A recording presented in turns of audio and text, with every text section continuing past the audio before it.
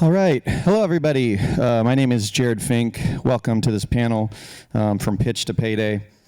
And thank you, Benzinga, for hosting this. I'm the founder of Cosmic Wire. I personally have gone through the entire process of raising a company from nothing that I was bootstrapping. I'm going to go through some introductions here and then share a little bit of my backstory and get into some questions. But I'm just going to pass it down and do some intros, and then we can dive right in. So you want to go ahead, Pierce? Sure. Hi, guys. So I'm Pierce. I'm general manager for TradingView. As was mentioned, I didn't realize, also the founder of Merchant 7. We've definitely gone through a cycle at TradingView, for those who don't know, now a $4 billion company. But when I joined, we were about an $80 million company. So it's definitely been a wild ride, and happy to talk about that. And then before that, working at StockTwits, obviously a very different trajectory, still a fantastic business and kind of a value play for the long term. Hi, everybody. This is Johnson Yang. I am a career venture investor for the last 8 years. In my first job at Insight Partners earlier in my career, I had the good fortune of investing in Pierce's company. In the last 5 years, I've been on the team at General Catalyst, based in New York, where I lead a lot of our fintech investments. I'm so excited to be here. I'm Ethan Austin. I'm the founding partner of a small fintech firm called Outside VC. Before that, I ran Techstars programs for a number of years, launched Techstars LA. Before that, I was a founder, probably pitched and got rejected by General Catalyst at some point, but have gone through fundraisers that were good, bad, and ugly. Have seen all sides of it. So, Adam Nash. I'm the co-founder and CEO of Daffy, which is a modern platform for giving. A lot of people know me from previous roles as well. I was head of product at LinkedIn through the IPO. I was the CEO of Wealthfront for a number of years, and I've worked at a number of other companies, etc. Also a very active angel investor in about 140 different companies. Did some brief tours in venture capital at firms like Atlas Venture and Greylock Partners. And in my spare time, I teach a class on personal finance at Stanford. Thanks. And my name is Jared Fink.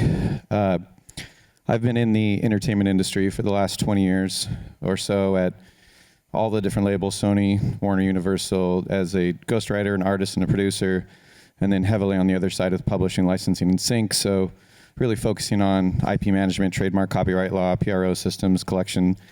My tech background, I started in early 2000. I was at Nokia down in Mountain View and a bunch of other companies, as we all were if you were down there at that time.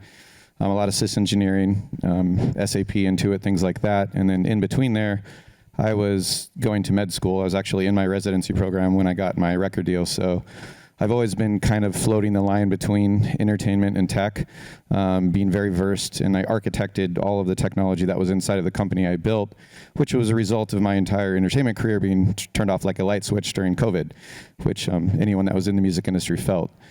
And so this panel for me is a very personal one because I've lived through it. This was the first time I ever tried to raise money. We raised $30 million last summer at a pre-money valuation of 125. For a company that was pre-revenue. So it was a momentous effort with basically putting myself into a meat grinder, as I'm sure you guys know. And now we just secured our Seed Plus round at a $250 million valuation. And things have been moving progressively, but this was undoubtedly the biggest learning experience of my life. And I think I'll start with you, Pierce, with the first question here. And this one specifically was something that took me a while to get, but there are technical founders and there are visionary founders, but usually they are not the same person. And when I was trying to describe, everything that we had built, which was another interesting approach because we had patented and built all of our tech before we even went out to raise, because I thought that was how you should do this, which apparently I didn't realize that tech's a roadmap world. But I'd love to hear the difference between the storytelling aspect of the founder versus the technical acumen that backs up the technology. Yeah, we can't have one without the other, and oftentimes people think you can have just one. But without a good story, it doesn't matter how fantastic your tech is. So the backstory, I'm not a founder of TradingView, but basically came on board as kind of the overall, voice, vision, and kind of brand to kind of make TradingView more of a household name. the founders are technical and honestly some of the most brilliant technicians I think I've ever seen, and have managed to build a company of 900 people strong, kind of spread across the world. What's really interesting is that even though they had such a fantastic asset and obviously some existing investors, it was very challenging to move them out of kind of like a first gear, second gear, and to really get it humming into kind of this brand vision and story.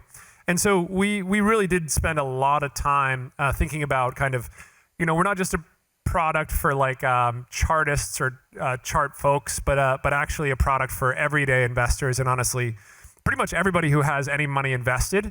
And that kind of small switch, but important switch basically it really ginned up a much different audience from an investor standpoint. Whereas previously people thought we were just a very small kind of technical product and for very like nerdy technicians, all of a sudden it's like, oh, this is like a very advanced version of Robinhood. And that kind of simple switch all of a sudden changed everybody's mindset around like, obviously everybody'd seen the Robinhood story. And so it was very easy for them to kind of key into these other macros that were happening in kind of the larger environment. And that just kind of backed into the fact that in 2021, we had the meme stock mania. Robinhood's multiples went up, tenfold, if not 20-fold. And all of a sudden, everybody's looking at TradingView thinking like, okay, well, if Robinhood has gone up as much as this, and these guys are actually building all the technology that folks like Robinhood are using in the market, what does that say about them from a story perspective? We successfully then went out and raised $300 million from Tiger, Head of Sophia, and some other folks. And really, it's just a simple narrative shift. We really didn't do anything more than we'd already really built, but as soon as people started to realize the scale of that, it was a totally different ballgame. So it was a really fantastic experience, but super, super important to have both story as well as technical, for sure. And I like how you talked about keeping things simple, because that was another lesson that we learned from crafting, 110-page decks down to 6-page decks. And we started referring it to as the in and out model, where you have two things on the menu. And so, Ethan, I'd like to talk to you about, crafting the deck, what you think needs to be in the deck, how much that DNA of like the expertise of the people that are surrounding the founder matters, with the vision, what needs to be in that deck, and what are you looking for? I always tell people to keep the decks as short as possible. I mean, at least the teaser deck that you're sending along, you're assuming someone's going to be reading that in an Uber on their phone.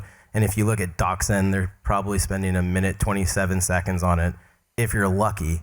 So a lot of people design a deck thinking someone will read it for 10 minutes, and there's enough information that's in it for 10 minutes. I say design a deck that's really designed for 1 minute 27. So keep it to the shortest points possible. And I always say drop the sexiest things you have. Everyone thinks you have to have this standard deck template that, Sequoia came up with 10 years ago. And there's a lot of slides in there that don't speak to your strong suits. And so people put them in because they think that's the template they need to use. I say just put in the 5 points that are your sexiest points. And if someone's interested, they'll take the meeting. I usually say the shorter the better, with whether that's a deck, whether that's an intro. So I don't think there's a standard template. It's what is the material you're working with, and use that material to craft your story.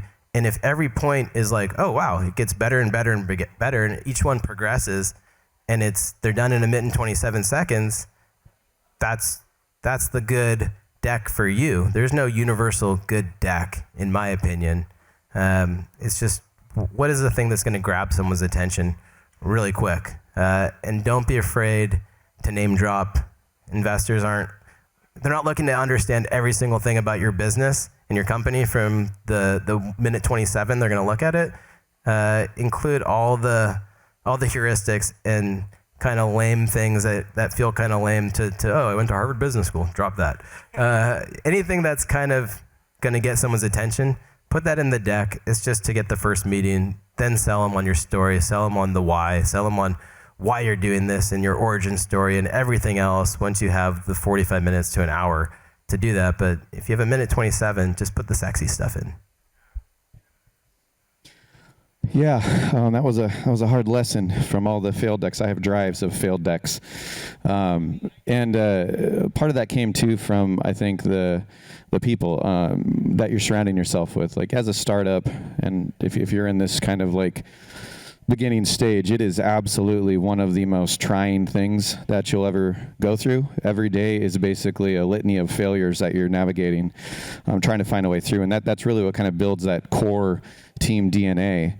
And with that, I felt, and I started leaning heavily on getting in, supporters and advocates from the outside that could come in and understand the vision, that had that kind of reputable relationship in the space already, so people would pay more attention, because it's a new thing to go and try to convince someone about a new technology, but it's an entirely different thing to also be introducing yourself with a new technology, with a new idea that is just hard to equate to unless you have something analogous that you can relate to.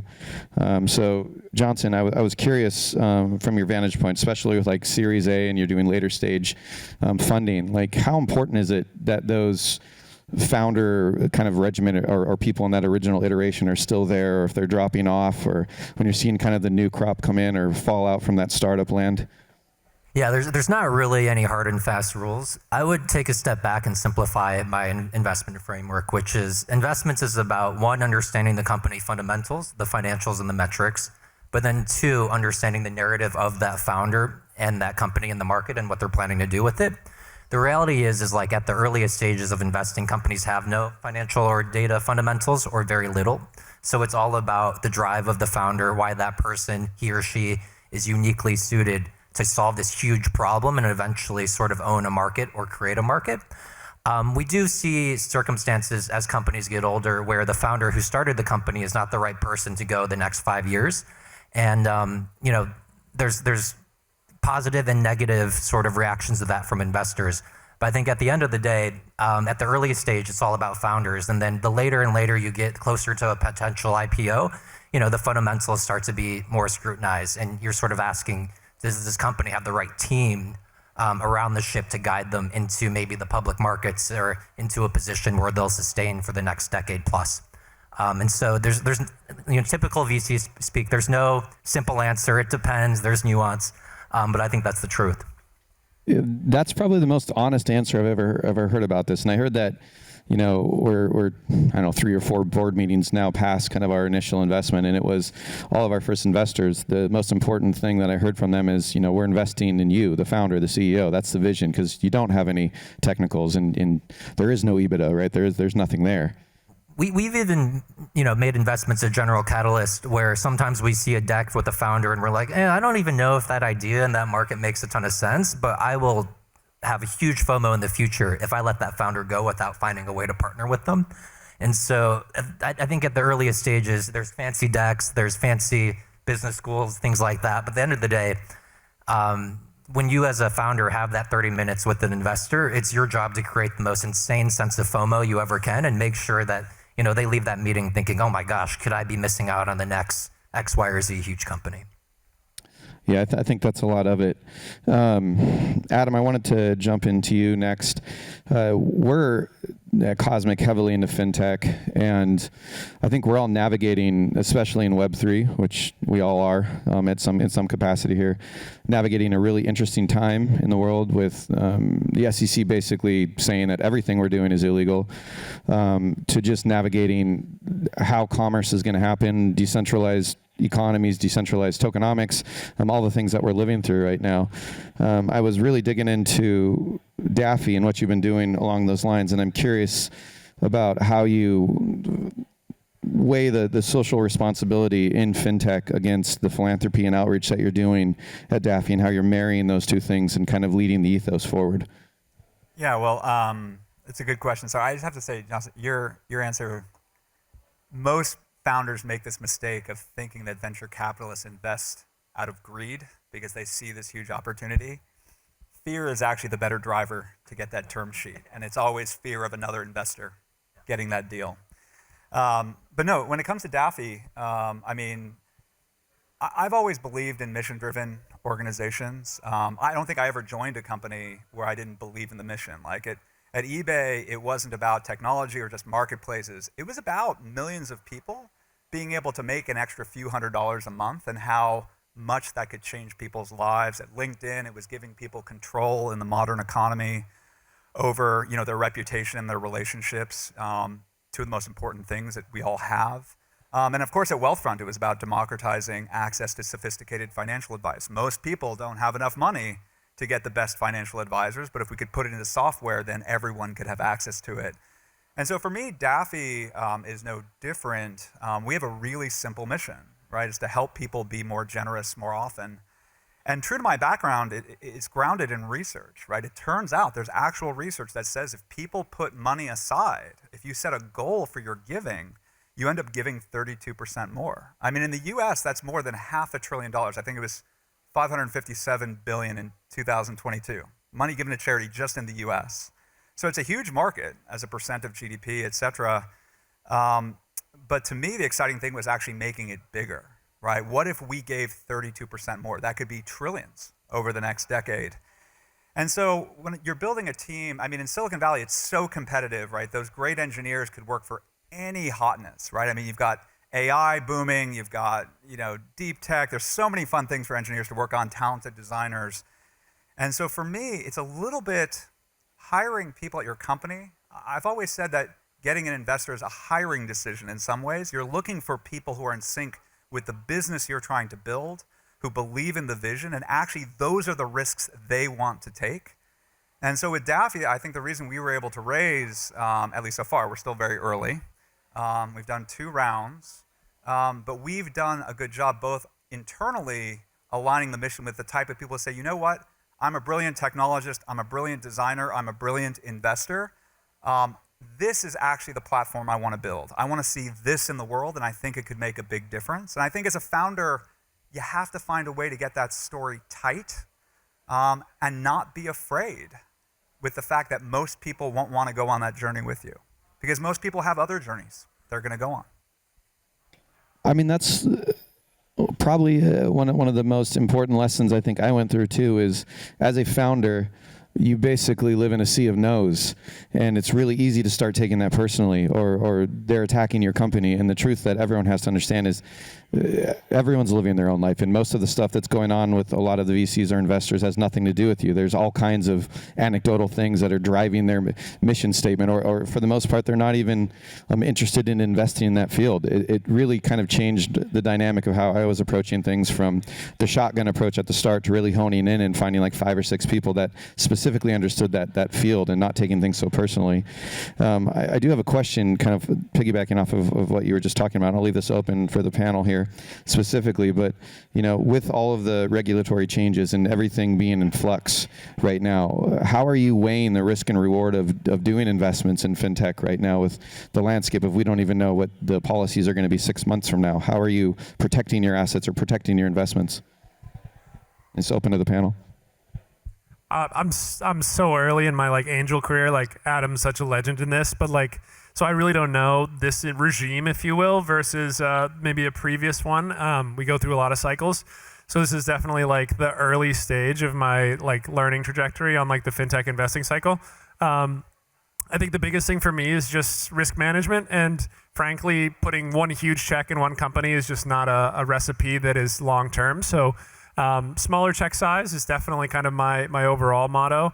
And then I think, embedding in companies that you can be very, very close to is crucial. Knowing full well that, I work at TradingView, I obviously have a seat where I have a lot of advantage to this very specific world.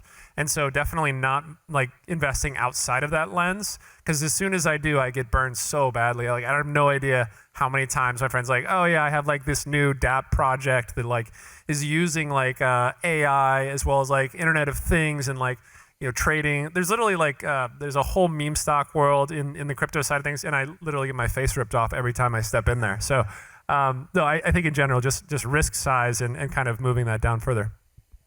Yeah, I think as an angel, there's different types of investor, and I think the most important thing for an investor, and this is going to sound difficult because egos are famous in the investing world, but you have to have a degree of humility about what you know and what you don't know, and what type of businesses and what type of strategies you're excellent at or excellent at understanding, and ones that you can. For me, regulatory is hard to predict, right? And I've seen this through my entire career that there are some great ideas that fail because they hit the wrong environment at the wrong time. Could be regulatory, could be interest rates, it could be the markets. Some of the best Web 2.0 and mobile ideas were things that actually blew up in Web 1.0 because we didn't know all the things at the time and the market shifted. For me personally, I accept that as an angel investor because I know that most companies won't work for one reason or another. But I invest very early, right? It tends to be pre-seed, seed stage, et cetera. For me, given my background, what I tend to look at is both the technology and then the distribution. The answer for me always has to be there's something that was very expensive and hard to do that's now very inexpensive, almost free, and can scale.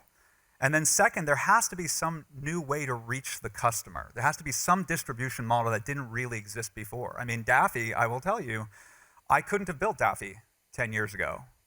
We are riding on the back of an incredible wave of fintech investment, right? I don't have to worry about payment. I have Stripe. I don't have to worry about KYC and AML. I've got Sardine. I don't have to worry about dealing with crypto. I've got Coinbase. Like if you just go through the platforms that I have, I was able to get Daffy up and running with high quality, with better features than most of the incumbents in just a matter of months. And that wasn't possible before. And then on the distribution side, if we were in a world where people were just buying the next product from the bank that they were already a customer of, it would have been hard. But we have a whole generation now that's been trained to look at the App Store, that's actually willing to try out new brands, that is interested in learning and doesn't necessarily assume that just because this firm's been around for 100 years that it has the best product. And that's not everyone, but it's such a big market and growing that you can actually reach them and actually build out new brands and new platforms. Yeah, that's really interesting. I wonder, to the panel as well, I think the one thing I've noticed too is just how the path to capital has changed, especially recently. I mean, we have like Reg CF, Reg Ds, we have token, we have ledgers, we have SAFs and safes and all these kind of different ways that people are investing now. And there is this FOMO complex that it is just this fear of missing out literally with the token launches and the quick returns and how you can flip these things around. What's the most innovative things that are compelling to you guys as investors right now? Yeah, I mean, for myself, just to narrow the topic of fintech a little bit more, I think fintech can literally mean insurance or payments or banks or Web 2 or Web 3 or infrastructure. But specifically at General Catalyst, I focus on consumer applications of financial technology. So things like wealth management solutions or new payments or banking rails, things like that. I've actually been focusing mostly internationally outside the United States because I feel like from a consumer use case perspective, the United States is quite competitive and efficient from a market perspective. A lot of the emerging countries around the world, whether it be India, Brazil, Mexico, parts of Africa, where there's emerging middle classes who for the first time have money they can actually put in a bank account, and then they need to figure out how do they save it or how do they invest it, things like that. That's where I see a lot of the consumer application opportunity these days. And for me, when I was a founder, we were backed by a firm called Founder Collective, and this guy Eric Paley was always telling us not to get too far out in front of our skis and really just to be capital efficient. So like for me, it's not so much about the vehicle or the mechanism in which you guys are raising now. It's kind of going back and being old school and just not raising too much capital and using the money that you have. So like the things that look sexy to me, that are interesting to me, are companies that aren't going to be highly dilutive. They're going to raise a couple rounds, and maybe they have opportunities for non-dilutive capital. There's equipment finance. We just invested in a composting company that has equipment financing available to them, and like 99% of startups at their stage aren't able to get that type of financing. I called up JP Morgan, and they're like, yeah, we're gonna finance this. And like, that's great because they don't have to raise additional capital for like, there's high CapEx that keeps a lot of people away without digging in under the hood and finding out this company is actually going to be relatively capital efficient. And so like the market is looking at this as like very high risk, when I'm looking at it as like not as risky as everyone else. So it's not so much for me the mechanism, but like just being kind of old school and thinking about things from a capital efficiency standpoint. Yeah, that's really interesting. I know that the non-dilutive thing has really been a focal point, and that seems like a new concept, or at least a center point concept since kind of the pandemic. And we started doing that too, with just doing lines of credit or token launches or waterfall tiers out or project-based, setting up SPVs for individual projects that people could invest in and out of. But I think the big question that I want to open up as we're kind of rounding to the end here is, we're going into 2025. The global economic shifts that we're about to enter into. There is a absolute financial war going on right now around the world, and I'm just wondering how you think that is going to impact where you're investing and how fintech should be structuring for that. I know personally from our company, we've been spending the last 6 months setting up foundations all around the world and moving bits of technology into different pieces just because of how we're going to interact with SWIFT and the SEC, and how fintech is going to work across all these different domains as the global powers are shifting in real time. So what do you guys think of that? Well, I mean, I think this falls a little bit under my previous answer, but I think the good news is when things shift, I actually think that's an advantage for new companies and new platforms, right? At previous companies, I'd always get asked this question about what happens if they pass these new regulations. I get this at Daffy too. There's always a bill out there that could change the regulations. And if you're going international, even a bigger deal. But if you're a small company, you have a modern technology platform, you can actually adapt to those changes faster than the incumbents can.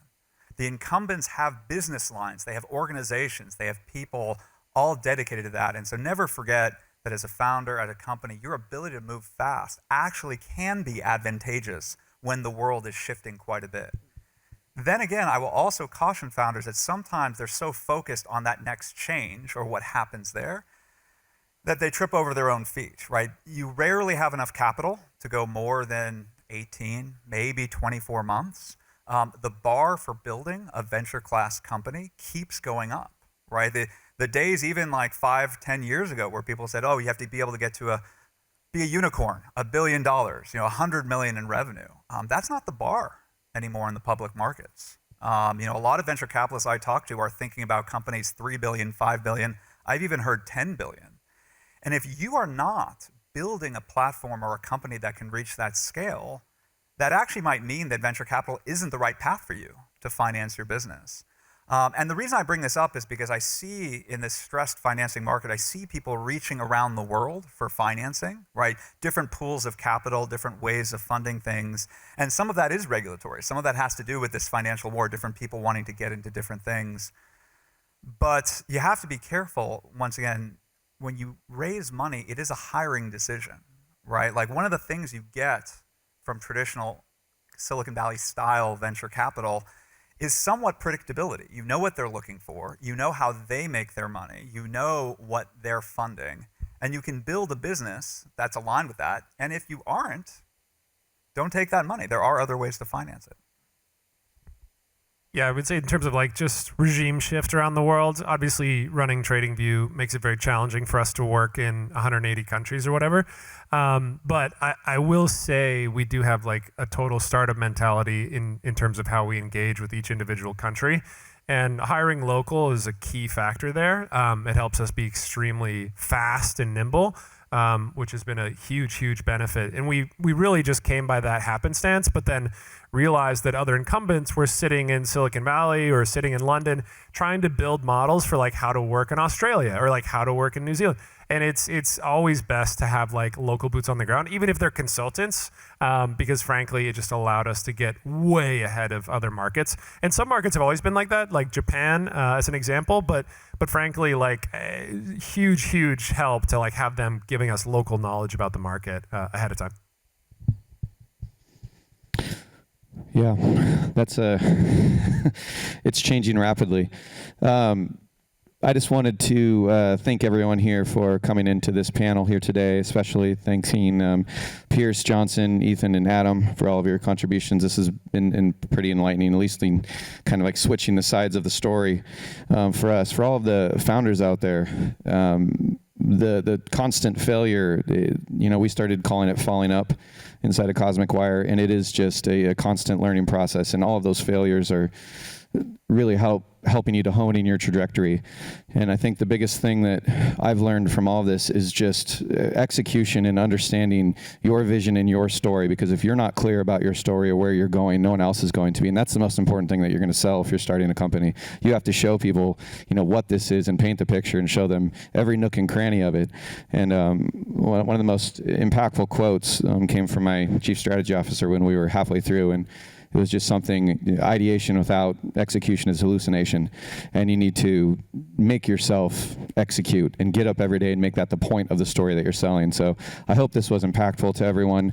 There is a path to capital out there. Just keep going. So, and thank you all for the panel today.